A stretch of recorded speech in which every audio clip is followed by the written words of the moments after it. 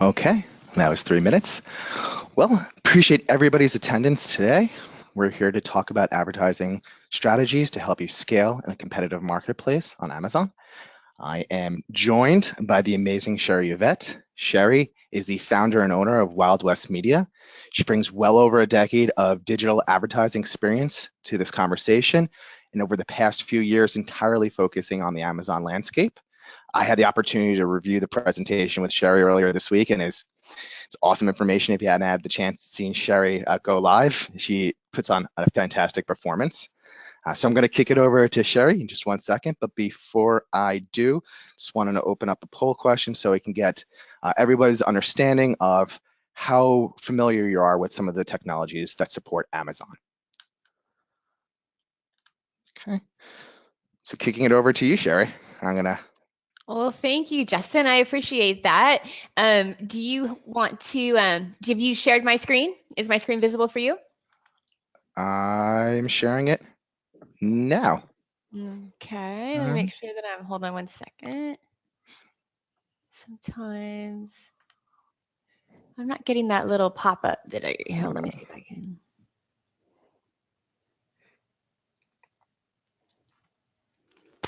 I have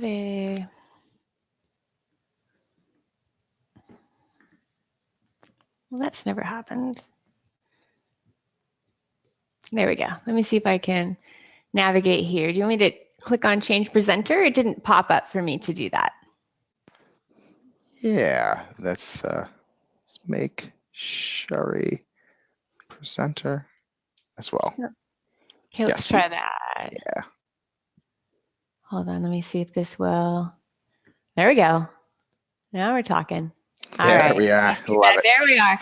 Okay, sorry about that for a minute, guys. A little GoToWebinar was not handing me the controls. Okay, so today we're going to talk about train robbery. We're going to talk about Amazon advertising, and we're going to talk about how to hold up that train. So the reason I always talk about Amazon in relation to a train is because it is powered by velocity similar to a locomotive, not to mention the fact that it's moving at lightning speed, as we've all seen over the past few years. And then from the standpoint of a train robbery, the reason I talk about Amazon as a robbery is because there is so much money in the safe. Amazon is powered by the speed of sales. So like any kind of velocity situation, Amazon has a flywheel effect, and they've built the whole company on that. So the reason Amazon advertising can be so powerful for your business is it powers the locomotive, kind of like a steam engine. When you drive your sales at velocity, it has this flywheel effect that continues to drive more sales. So that is the way I leverage Amazon advertising. And like Justin mentioned, I've been doing pay-per-click advertising since shortly after the launch of Google AdWords. In the early days after the beginning of Google AdWords, it's about 15 years I've been doing pay-per-click at scale. So I really enjoy pay-per-click advertising, and I have focused heavily on big accounts inside of Amazon since 2016 and really enjoyed the ride. So definitely the thing that really is the most exciting about Amazon is the fact that you can use your advertising velocity to power the total growth of your business and your brand. And it's just an amazing flywheel effect when you get it moving for you. So the one takeaway I want you guys to have as you go through this presentation with me today is to really be thinking about the fact that you know when your Amazon advertising is working when you're seeing multiple growth in multiples in your business. So when you think about, business growth multiples, you're thinking 2x, 3x. When you start pushing Amazon ads at scale, you really should start to see a significant gain in market share for your brand, and you should see significant growth. And again, in the terms of multiples, 2x, 3x, right? You shouldn't be seeing incremental growth if you're really leveraging some of the things you can do in the ad platform to kind of get this type of scale. So if you look at this as an account that I've been managing for several years, it's one of the better performing accounts on the Amazon advertising platform. I was invited to Amazon advertising offices in New York City when they opened, and we went through some different strategies, and it's just been awesome working closely with them. And I would say that the thing that I want you to pay attention to here is the fact how total sales grows. So this is on the same set of ASINS. It's a best-selling product. And when I started with this account, they were doing about 650,000 a month total sales.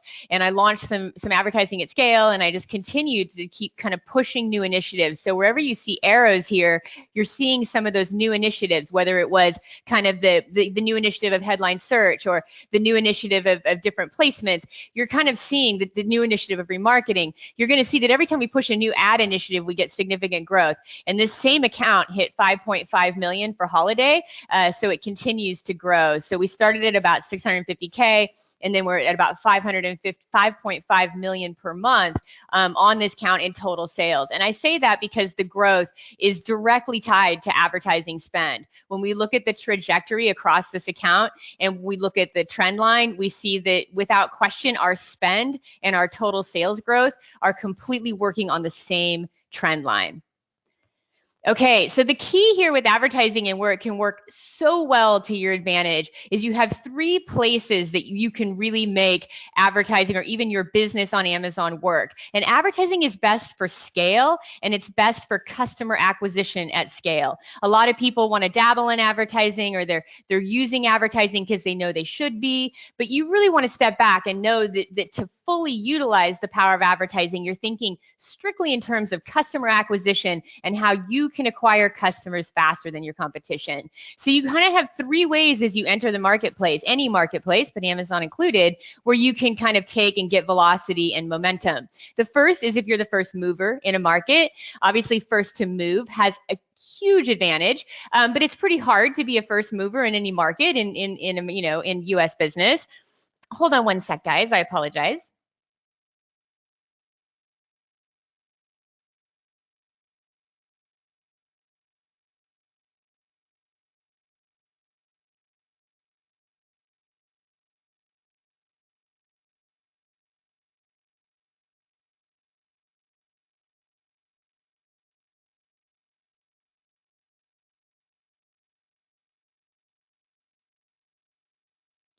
Sorry about that. I had a little hiccup there with my mic. Okay, so the next thing you want to think about, though, is if you're not first to move in a market, which is pretty tricky on Amazon, you want to be thinking about being first to scale in your market, right? And what is the difference between moving and scaling is the fact that you're the first person to take a strong customer acquisition strategy and roll it out across your products and using advertising to leverage visibility in the digital shelf to accomplish that. And then last but not least, you could be first to innovate, which is challenging at best. But the beautiful thing about advertising is that you don't have to innovate. You don't have to be first in the market. If you are first to scale, you could take a serious competitive advantage. So this is the Wild Bunch, some American outlaws that held up a train in the 1900s. So the first thing we're going to do is we're going to stage the robbery. It's really important that you kind of start out kind of scoping out the landscape and start with a solid foundation in your campaigns. So this is an example from just recently, holiday, from Cyber Monday. This is in one of my accounts, the same account that we talked about above, that's had this significant growth. Kind of every time we put some ad initiatives in, we see growth. And this was a really great, kind of strategy that I launched that really took off for me. You could see by the blue trend line that I had an amazing Cyber Monday based on the strategies I'm going to teach you here in this next session. And the thing about it was, what really was awesome is I was coming into the holiday, coming into the Black Friday kind of madness. And it was we were losing a bit of our advantage, and we had a lot of competition. I'm sure you guys saw that as well, that Q4 was just full of competition. And I was coming into that looking at the campaigns, and I realized that we were kind of losing traction. Velocity was not going where I wanted it to go, on Friday. So I went ahead and I put together a whole bunch of new keyword initiatives, which I'm going to teach you how to do here today. And with those keywords and with the strategies and the segmenting that I'm going to share here, we were able to just really kind of double down on Cyber Monday. We saw 2x sales growth year over year, and that's with the kind of growth you're already seeing in the Business Center numbers. So without question, this strategy really kind of kicked in the numbers for holiday. So the main thing that I want to be sure to cover is in terms of your category keywords. I mean, again, your goal with advertising is to acquire new customers at scale. And I have to tell you, there is probably not a better platform to do that than Amazon advertising. I've been amazed at how well and just really the number of conversions that we get, like click to sale ratio. It's such a high conversion rate. It's very easy to convert clicks to customers within the platform. So the best thing that you want to be thinking about as you move through this is you want to think about winning on your category keywords. I think a lot of people look at the ACoS in their advertising accounts and they're sort of shy in terms of investing in some pretty competitive, important keywords. But the main thing you want to think about is the fact that when a shopper comes to Amazon and they already have trust, they're going to make repeat purchases, they already come into the platform ready to buy, insanely high conversion rates inside of Amazon. The thing you want to really be aware of opportunity-wise is that when someone comes into Amazon on a general category keyword, right? So for example, if we sold coffee, a category keyword would be ground coffee, whole bean coffee. When people start coming in on those category keywords without a brand preference, it's a massive opportunity for you to acquire those customers at scale. Because at some point, those shoppers are going to have a brand preference, right? But we're still in like this early kind of phase with Amazon advertising where you can acquire those customers when they shop on those category keywords, and those can become your customers for life instead of your competition's. So the main thing with Amazon is a little bit different than Google and other digital channels is the fact that the majority of queries and the majority of conversions are going to come off of very more general short to mid-tail keywords. You're going to find that 20% of your keywords drive 80% of your sales. So you really want to fight for those important keywords and optimize those keywords for the best performance and the most visibility possible. So what I have seen in my accounts is I have had the best success with my keywords when I separate the keywords that drive the most sales. Now, this is not all your keywords, but the ones that are in that 80-20 kind of threshold, right? The 20% of your keywords that drive 80% of your sales. And you can see that in your search term report. Those keywords, I've had tremendous results segmenting those into single keyword ad groups. And the reason I say that is because even though exact match, of course, is always going to give us, an exact match keyword will be better cost efficient wise, and it may look good on the ACoS front, it's really not effective for mining different variations, right? So when you're building out a campaign, when you put your highest volume kind of short and mid-tail keywords into their own ad groups and you allow them to mine new variations through your search term report, you're going to find that you end up with a much more targeted campaign and you build better sales history. So the key to making Amazon advertising work is to set up first to be aggressive about ranking at the top of search on your most important category keywords, right? Like making sure you grab those ground coffee and whole bean coffee shoppers before they start picking a brand and are no longer in the market. Because again, like, anything in business, whatever it costs you to acquire a customer today, it's going to cost you more to acquire that same customer next year. And when it comes to market share, which is super important inside of Amazon, you're going to find that, the winner takes most, right? So your goal is to position yourself on those keywords, and then you want to consistently mine long tail keywords from your search term report. But a lot of people run their search term reports and for some reason that they aren't really understanding that the principle is to start with the right keyword in the first place and to get that keyword as a broader phrase match where you can get the variations. A good search term report doesn't just happen on its own. It's created by good campaign structure and starting off with the right keywords where it's actually worth playing on.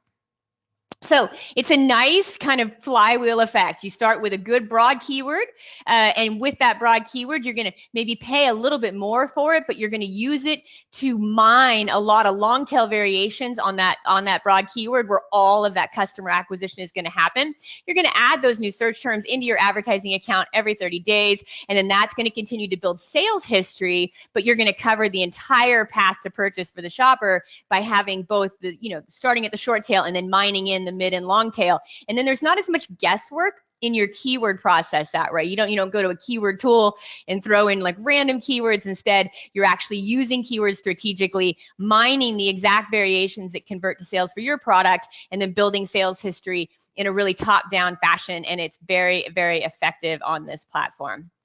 So another thing that we did at holiday, when you look at those Cyber Monday numbers that I shared, and this was kind of really, as you know, competition is really hot right now in Amazon, and I was in there, and it was just, normally it's not quite as tricky as it was for me on Black Friday, and I was looking at it trying to figure out my overall strategy. And so what I ended up rolling out that worked very well for me in Q4 was starting to overlay when I was trying to win sponsored product rank at top of search, which is so crucial for that digital shelf. When I started to kind of work to win those spots, I was able to do it easier when I would overlay a headline banner against the sponsored product ad. Now you're starting out kind of double dipping. Sponsored products, of course, is going to get you visibility in both desktop and mobile. So you have to have sponsored product ads. But I found that by taking that extra visibility with a headline banner on the same keyword, I was able to go ahead and win those sponsored product positions with higher click-through rates and kind of boost the overall visibility, which improved the performance of both groups. So you definitely want to be segmenting your headline banners for top of search. That's another thing. You have new automated bidding features within Amazon. You definitely, when you're setting up your new headline search banners, you want to make sure that you're turning that automated bidding off. You want to make sure that you're not allowing Amazon to bid for other placements on your headline search banners, sponsored brands, for the simple reason that you're going to pay a premium price to get to top of search, and top of search is where that customer acquisition is going to happen. So rather than paying that premium price and allowing Amazon to show you all over the entire ecosystem, I've had better results by turning that bidding off and making sure that all of my banners and sponsored brands are targeted to just top of search, so that when I pay that premium bid, I'm getting my investment back. So another thing, here's an outlaw tip as you finish this up. So once you get everything moving, and then you can track, through just kind of track your ranking in a rank sheet or however you do it internally, you can look at your sponsored products, sponsored brands, and organic ranking across each keyword. And look at it very, because there's only going to be so many keywords that are going to make that kind of impact to get those growth multiples. So be sure that you pay attention to where you're at on those keywords and look at all three positions: sponsored products, sponsored brands, organic rank. You can't really concede sponsored products because, again, then you're going to concede mobile, and that's like 65% of sales. So you need to keep your sponsored brands and the sponsored products in the picture, but you can, at some point when you win these top positions, you can concede sponsored brands, right? You don't necessarily have to pay for a headline banner and a sponsored products position if they're not both profitable. So you will, once you win rank, you will want to look at all three positions, and also considering where you're at organically on that keyword, what kind of position you have. Are you above the fold organically? Are you the number one product organically? How important is that keyword to velocity? Again, you will secure the top position in mobile in most instances with a high sponsored products position. But you want to be thinking about all three of those things and think about them in terms of positioning. Where are you showing up on those keywords? You can concede some spots to kind of manage the budget better, but just make sure that you have prominent positioning, whether paid or organic, on all of your most important keywords. This is Butch Cassidy. He was the mastermind behind the Wild Bunch and the mastermind behind the Union Pacific robbery. Okay, our next step is we are going to hold up the train. And this is my favorite part. And Amazon continues to open up new placements, which make this job much easier for me. And it's a lot of fun.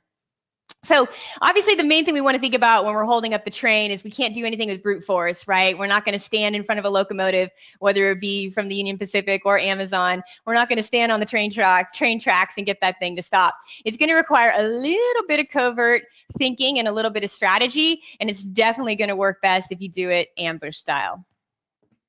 So this is a screenshot from product display ads. I'm sure some of you guys are familiar with product display if you have Amazon Marketing Services rebranded now as the console. Product display ads are the are ads that show up on in your market, in your category, on product detail pages right below the buy box. Now we have awesome capability with product targeting to target the sponsored product carousels on the product detail pages, which is another great option, and I do both. But this is a good example of how effective competitor targeting can be with product display. One thing to keep in mind is that people spend a lot of time on the product pages in Amazon. We'll talk about why they do that in a minute and how they do it. But you can really generate a lot of sales. I mean, we've done over 83,000 orders off of our competitors' pages. So I think it's important to remember that competitive targeting is certainly something you want to leverage inside of Amazon. And you're not doing it to be strictly competitive. You're doing it to cover the shopper's path to purchase. And the reason I say that is because the one thing you want to keep in mind with Amazon is that the shopper comes to the search engine, everything starts with keywords. Like even as you start to outline what competitors you would target with product display and product placements, you want to be sure when you're thinking about those that you're thinking about the competitors that are going to be within the shopper's path to purchase when they start on a keyword search, right? So where will they click next? What will they look at during the consideration cycle? The path to purchase, they're going to go from search to kind of consideration.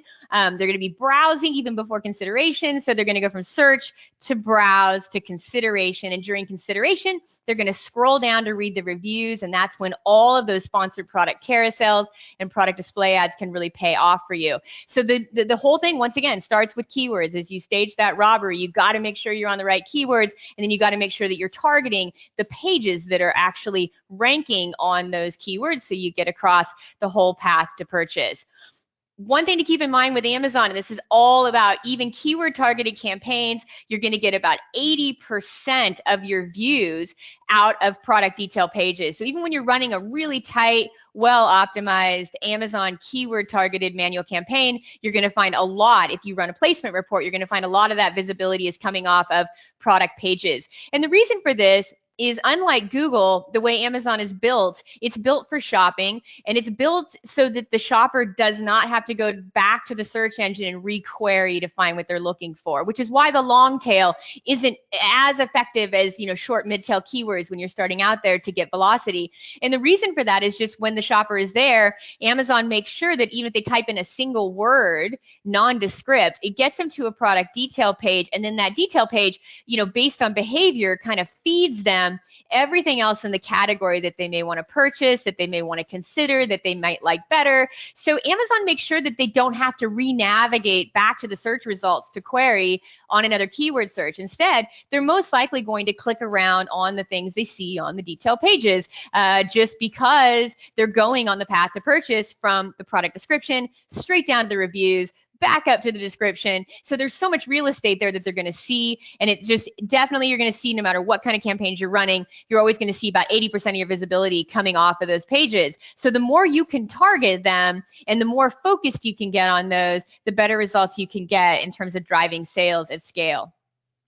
So start out by compiling the keywords that drive the highest percentage of your sales. Get them out of your search term report. If you don't have a lot of velocity in your current advertising campaigns, get to a good keyword tool, look at the titles for all the competition in your entire market, and make sure that you're really clear on which keywords are going to drive the highest percentage of your orders, either in an estimate because it's new or something you have data on out of your search term report.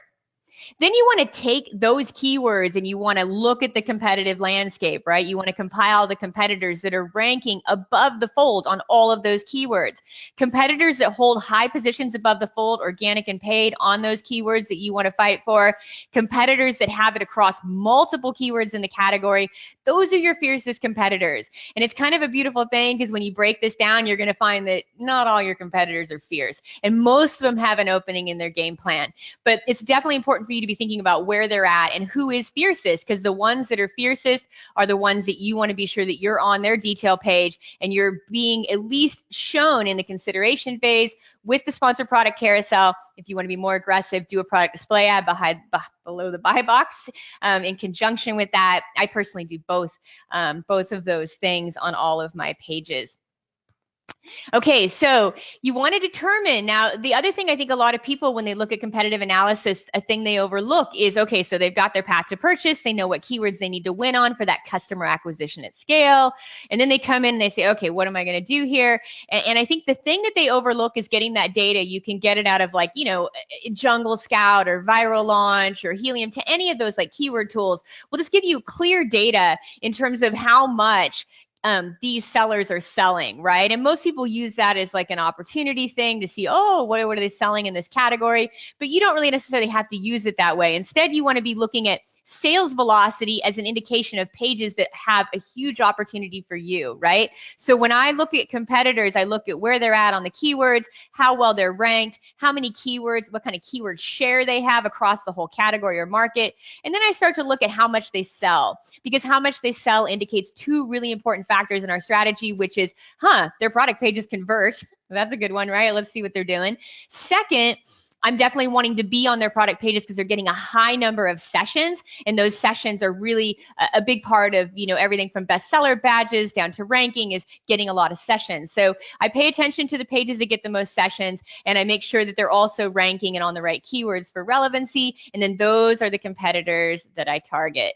So again, it's a nice little flywheel here. You're going to go ahead, you're going to look for who's got good organic rank, because that means the algorithm loves them and considers them highly relevant, and so does the shopper, or they wouldn't be there.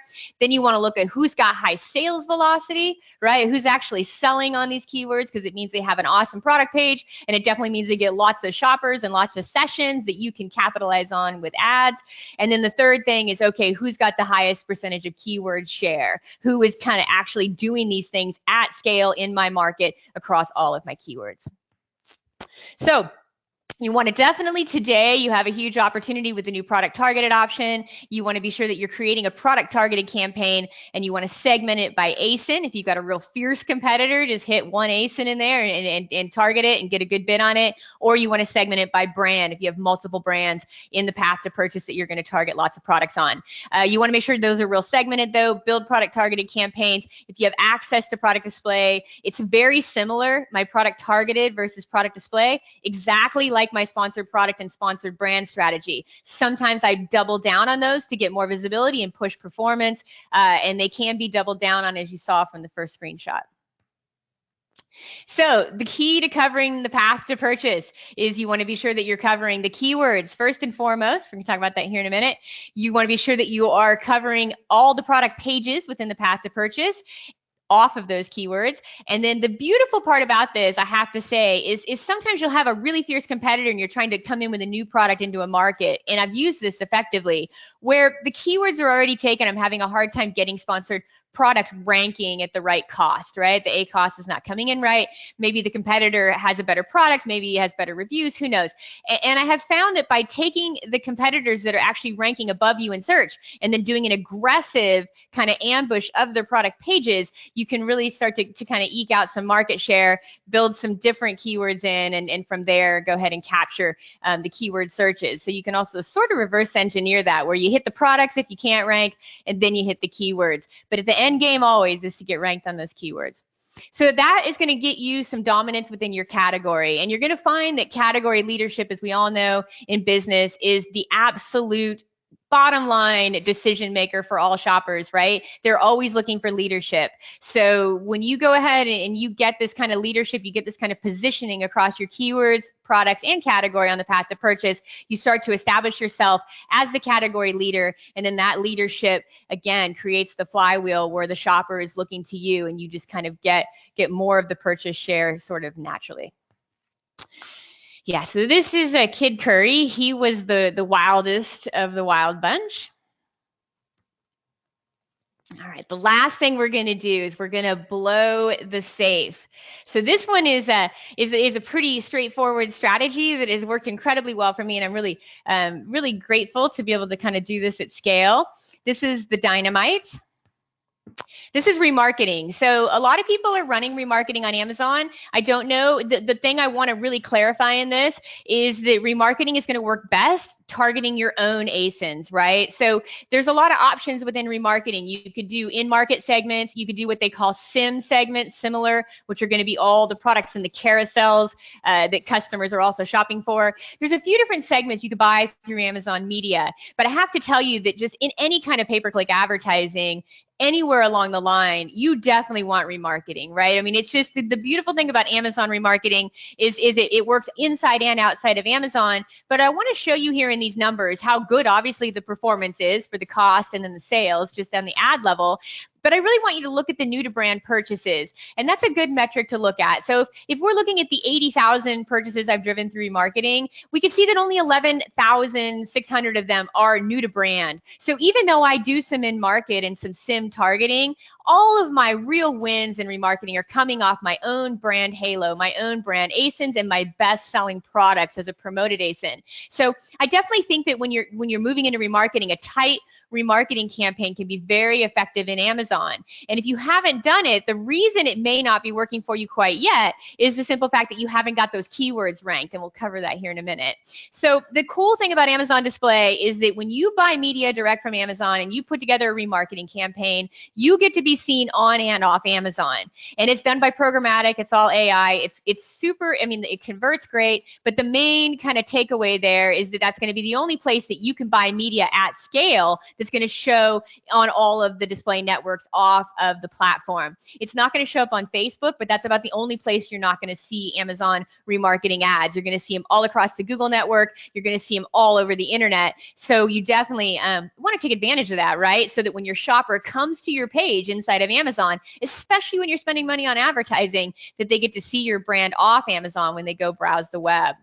So remarketing is going to multiply the effectiveness of all your advertising. And once again, this is a scale strategy. This is a customer acquisition strategy. So when you're doing this, you're going to put some serious money down to buy those keywords. If we're talking ground coffee, if we're talking whole bean coffee, those aren't cheap keywords, right? Even if you're converting them like crazy, they're still not cheap. So when you're investing that kind of money in keywords and keyword share and competitive, which is a little bit more expensive to convert, you definitely want to back that play up by everybody you pixel on those pages, everybody that visits the detail page, you follow them both on Amazon and off to make sure that you close the deal and not your competition.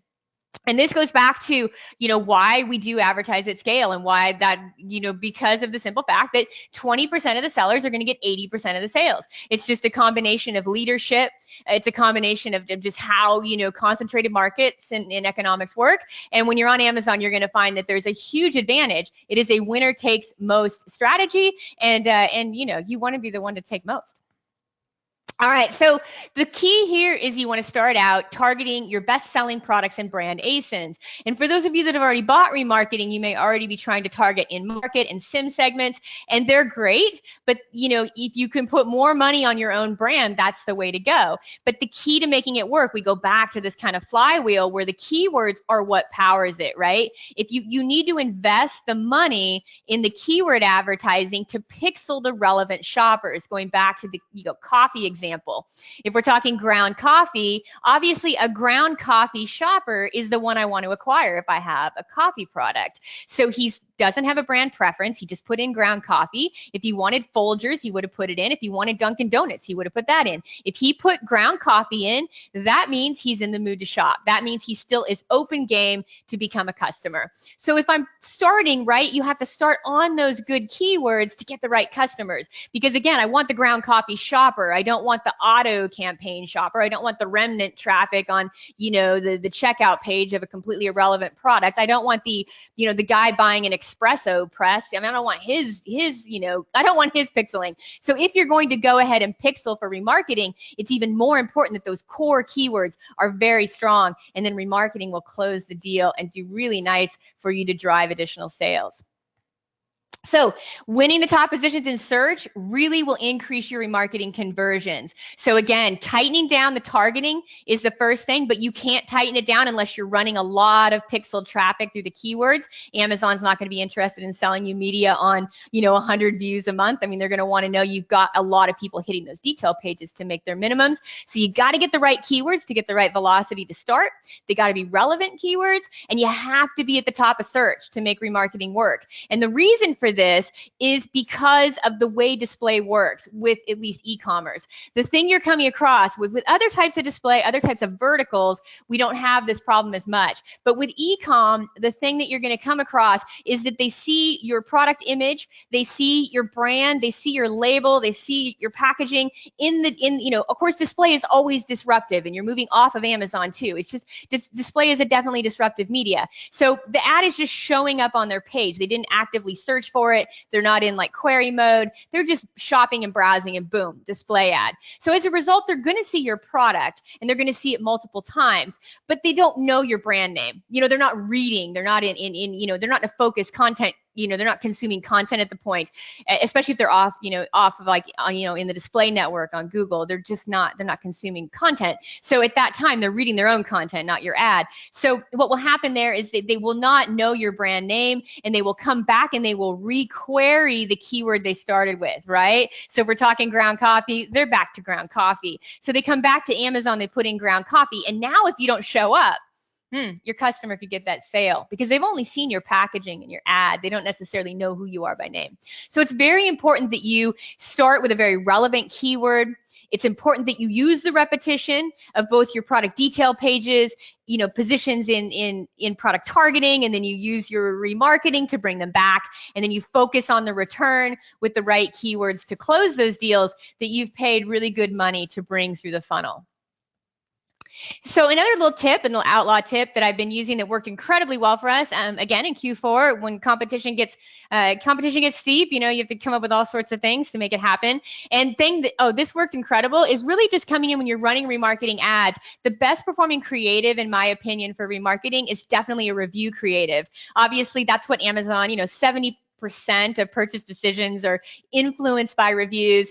It's a big part of the platform. It's what made, it's what really is attributed a lot of Amazon's success is the reviews. So you want to leverage the review creative. You can do traditional display creative, but I find the reviews are the best, right? So you're going to rotate some review creatives in for your remarketing. And then I like to put several review creatives together, and I like to change them really frequently. I do that for trust and for credibility. And in Q4, I even got more aggressive with that strategy, and it really paid off because you realize with the remarketing pixels, someone's going to see it's got I think a 5 cap on the impression frequency. So the shopper's going to see your remarketing ad 5 times. So I find it's fairly effective if they're going to see multiple reviews. They see that the product has different reviews. It's not just the same kind of canned review. They're seeing that there's a lot of good reviews on the product. And I think rotating those, just a few of them, and then split testing them regular and, kind of picking the control and the winner, but definitely rotating the review creative, because the thing with remarketing is a high frequency cap. Lots of repetition is how it's won. And so you want to make sure that your creative is fresh to avoid that kind of fatigue where the shopper's already seen it and they start to ignore it. Now, again, when we talk about cost and we kind of look at ACoS, which is, it's a good metric. It's not the only metric in terms of scale, but it's important, right? You got to do everything at break even. First rule to making money is not to lose money. So if we're looking at these numbers, is the way that these numbers come through in my accounts is I see brand does about a 5% ACoS, and my brand sales grow all the time as a result of this aggressive category strategy. My category keywords, when optimized, come in about 25%.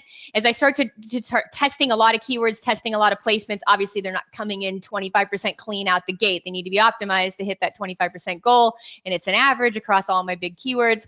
And then my competitors are always more expensive. The product detail pages, you realize that they're already in the either in the consideration phase, or they're already kind of have a preference for the brand they're browsing. But I say if they head down to the reviews, we all shop on Amazon. If I'm going to the reviews, I'm still in the consideration phase. So if I pass the sponsored products carousel, I'm still fair game. I think the majority of people that are in love with their brand just add it to cart, like me and you and all of us, right? Just straight out the order queue. So when they go through to the reviews, we know they're still in consideration, which is to click on an ad. But even then, my competitor placements are about 35%, a little bit higher ACoS. But then remarketing is at scale. You guys saw those numbers. And, I think my lifetime on that is 11%. But my real deal on this is about 15% on average in remarketing. So when you overlap all these things, you have a really nice kind of average ACoS that works.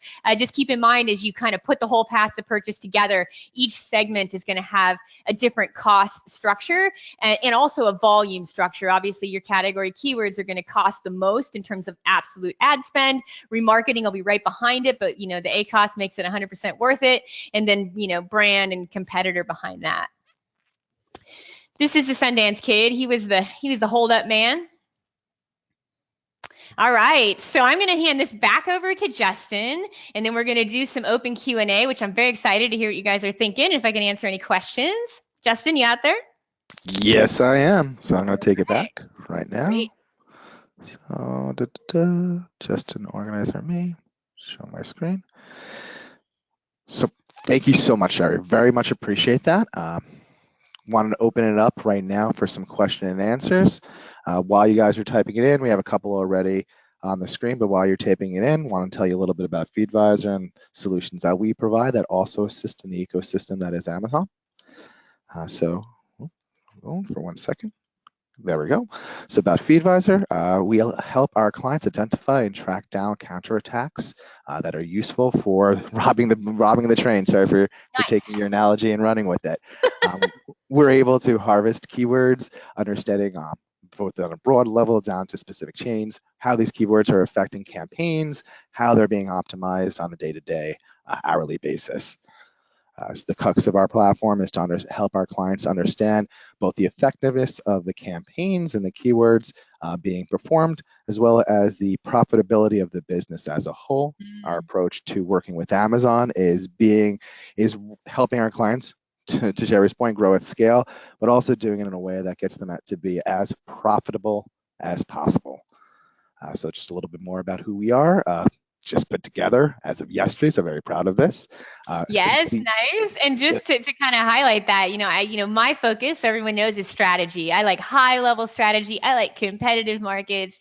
I'm a bit of an outlaw, right? So, but I have to tell you guys that in Amazon particularly, and like I said, I've been doing this at scale for a very long time, starting with Google in the early days when it was as primitive as Amazon is today.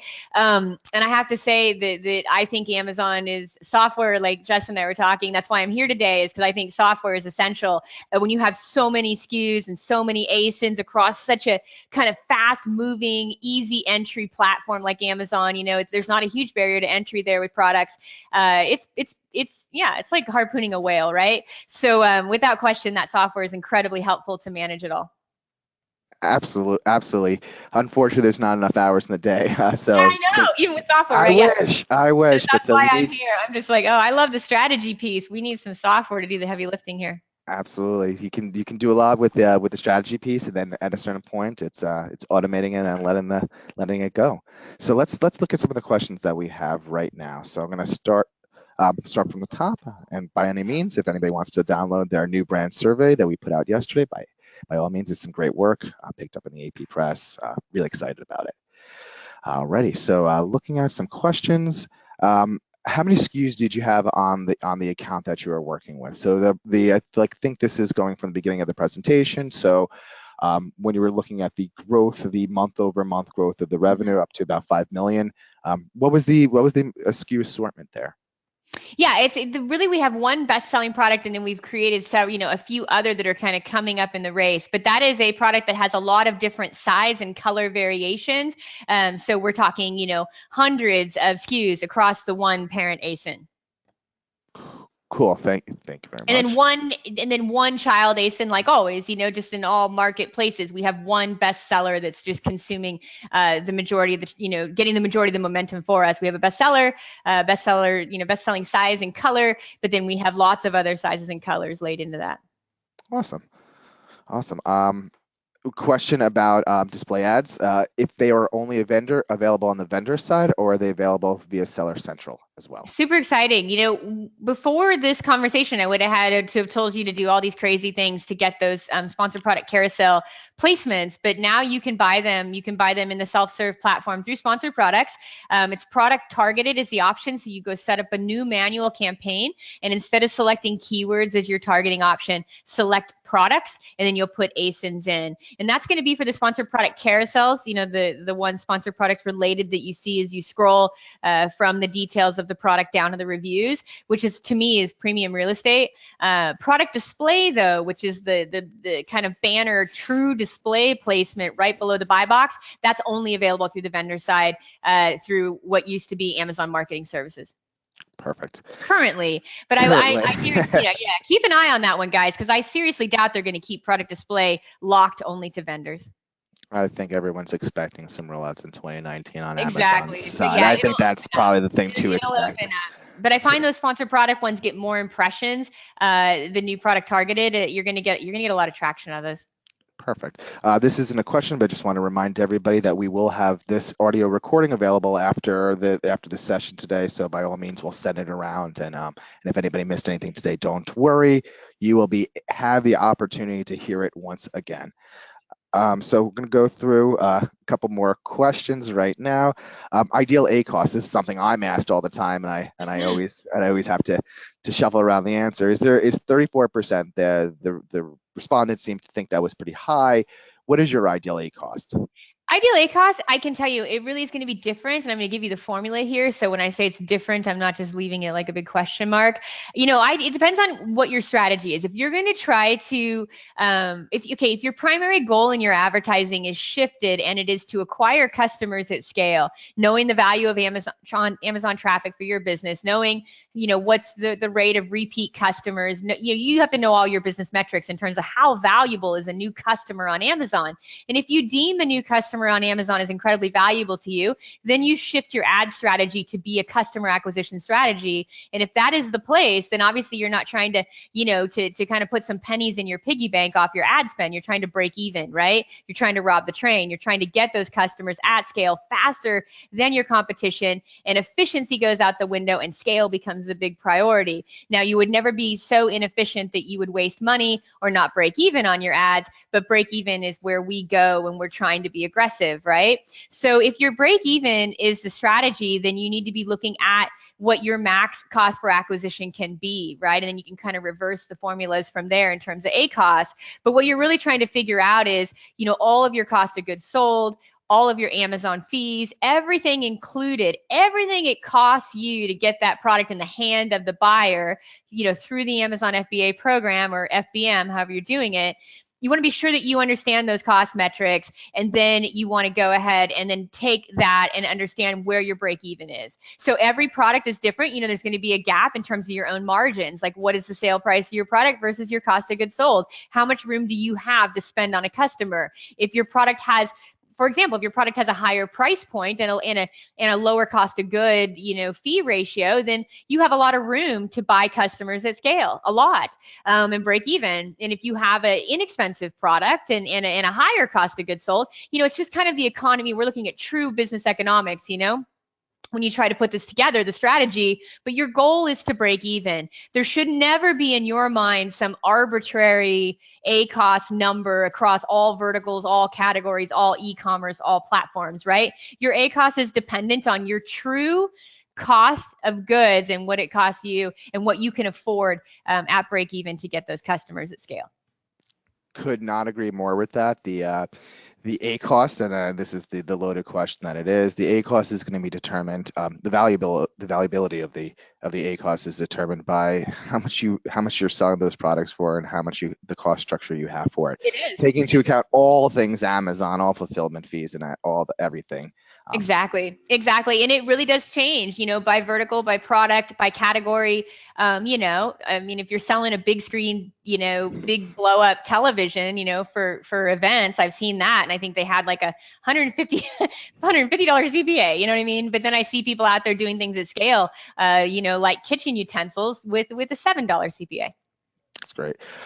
With that said, I'm also going to launch another poll right now. If anybody's looking to understand how to drive scale through technology, wanted to put that out there to have any one of us on the Feedvisor team reach out and have a conversation with them about how we're able to do that. So leaving that poll question open. For expedience purposes, we're going to answer a couple more questions right now. So this one is a great one. I love this. Variations. How do you target based upon variation style? So if you're targeting for specific sizes and that size happens to be out of stock, this was a shoe company. How do you not prevent losing money and it's directing them to a competitor also looking for an 8.5? So good. That's such a great question. Obviously, inventory issues are kind of a bigger picture than advertising, and they have very little to do with the advertising strategy. So you would certainly be not asking. I would not be the expert in that department, although I'm sure Justin is, because Feedvisor is much, wider range in terms of what they do with their Amazon ecosystem. But for me, I have to say, let's talk about variations in advertising, because that's a very good question. So the main thing that I have found that kind of blew me away when I got the inside data from Amazon advertising was how much the brand halo effect takes place in the platform. So what I mean by that is, I suggest in your ad campaigns, okay, we're going after, let's go back to the coffee example, and we're going after ground coffee versus whole bean coffee, right? Now, my ground coffee keyword, I'm going to bring to a ground coffee product, and my whole bean keyword, I'm going to bring to a whole bean product. But now let's go ahead and say I have, 3 flavors or, sizes, let's say 3 sizes of this ground coffee, right? I have a 1 pound, a 2 pound, and some economy thing, right? So say I'm going to take that to the detail page. You want to pick the best seller. So if you have a child-parent relationship, for the main seed keywords, your broader keywords like ground coffee, you're going to take it to the child ASIN that is your best seller. And the way to determine that is you go into your business center, you download your business center report, you look at your session unit percentage across all variations of that product. You probably know which one is your best seller. They're definitely going to be, it's always like that 80-20 principle where you've got this one, this one product that does 80% of your sales. You want to find which variation is the leader there in terms of unit session percentage, because that'll give you an ad advantage, because we know that's the one the shopper is most likely to buy. So that's the image that the shopper is going to respond to best, which then is going to allow you to compete with other products, because you have your best performing product up front and center as you start to. Because with advertising, keep in mind that what you're going to see with advertising is just that kind of that effect where the best performance wins. It's not your bid that wins, it's your performance that wins, right? Your bid wins rank, but it's the performance of the ads that actually win the overall what the cost is going to be. So you want to put your best performer out there, but then when people start to search for different variations, like I had mentioned, if they're searching for a whole bean product, we're going to link them to a whole bean. If they're looking for a K cup, they're going to go to a K cup. I'm in no way suggesting if they put a modified search in, a size search or a color search, you want to be sure that they're being linked up to a product that matches the query exactly. But all of your broad keywords, like in this, whatever your broadest shoe keyword is for this size, would all be going to the main bestseller. And then what I mean by brand halo is that the shopper is going to shop and select the appropriate size and color. So even if they will absolutely pick other products on that page and buy it, and you don't always see those conversions in your sponsored products numbers. So there's a lot of extra kind of velocity there that isn't accounted for in the brand halo. Now, in terms of being out of inventory, that's, there's nothing you could do. I mean, they're going to buy your competitors' products because you don't have anything for them to buy. So I don't know that there'd be any way to go around that. I think you bring up the brand halo effect, and that's such a critical part of it, making sure that when a consumer searches for your product, they're able to get each one of your variants, each one of the parent-childs there, being on the same location, not having to leave the product page, increasing the organic rank of your brand as a whole through that halo effect of landing on the page. It's just so critical. I cannot speak to it enough these days. Exactly. And don't be scared, right? Like when you talk about those shoes, you think, oh my gosh, they went looking for an 8.5 and I brought them in on a 7. They'll click on the 8.5. You know what I mean? They're going to buy, like, because the page is so navigable the way Amazon designed it, they're going to find the color they want, the size they want. And if they haven't indicated it in the search, then just bring them all to the detail page with the bestseller and they're going to self-select unless they've indicated a preference in search, and then you bring them to the preference. Perfect. I think we're going to do one more question. So this is the ethical question of the day. Is there any terms of service related to targeting ASINs and targeting competitors? Is there anything that one would need to know about being ethical in the Amazon ecosystem that's just important to know, or is it's the Wild West and that's why we're here, Sherry? Yes, it is the Wild West. But the nice thing is that Amazon really wants you to do it, or they wouldn't be giving you the feature to product target. They wouldn't be putting 80% of their placements on the detail pages, really, because, like I said, the way Amazon is structured, the shopper only spends about 20% of their time in search. So for Amazon, your competitors' detail pages are not considered your competitors. They're just considered the category pages. They're considering it their marketplace. They're considering it similar. You know, they have a lot of things. I mean, they're happy to get onto your detail page and show the shopper similar products right before the reviews, right? They want the shopper to see everything in the marketplace that could possibly lead to the purchase decision. Now, when it comes to like ethics, though, don't ever do things that aren't relevant, right? I mean, you're just trying to acquire customers in just good old fashioned market strategy, right? But you don't want to ever try to trick the algorithm like competitors' names, you know, in your back end search terms. That's a no-no. Like, you know, that's not your product. Don't describe it like that. You know, you want to be ethical in the sense that you're not trying to confuse the algorithm. You're simply trying to legitimately say, in this category, I have ground coffee. The shopper looked for ground coffee. They don't have a brand preference. I want this shopper, right? I'm not trying to say they looked for Folgers, come look at me. I'm saying, you know what? I want the ground coffee shopper. I want the one that isn't buying Folgers, but I'm going to be on Folgers' page in case they start going through a consideration cycle. I want to make sure they see me in the cycle. So you're really not doing it to kind of lift. You know, it's not as much competitive as it is category based. It's about category coverage, and Amazon encourages it. I mean, all of their targeting is built on it because that's where all the real estate is in their ad platform. They get very limited. Like I said, about 20% of those impressions are coming out of search. It's in the numbers. It's in every campaign stat that I've ever looked at. So you're just not going to find that they're going to sell you real estate anywhere else but their product detail pages. Awesome. Very much appreciate that. I'm going to close the poll right now and I'll pause this screen. Well, thank you very much, Sherry. That Yes. I hearing it the second time was even better. I took out several amazing nuggets that I'm going to be able to use going on. So much fun. That's the best thing about riding with other outlaws, right? I love it, love it, love it. On the outlaw trail, right? Picking up the tips. So yeah, I do the same thing. So yes, you guys, it's awesome having me out today. Thank you so much for the invite, and thank you everybody that sat through the presentation. And I hope you took away some great nuggets too, and have a great year with your Amazon advertising. Awesome. And anybody that we did not have the opportunity to get to your questions, we'll make sure that we follow up and give you and get in touch with you shortly thereafter. Thank you so much, everybody, for attending today. Sherry, once again, thank you. Pleasure learning a little bit more about Amazon advertising. Looking forward to the next conversation, everybody. So until next time.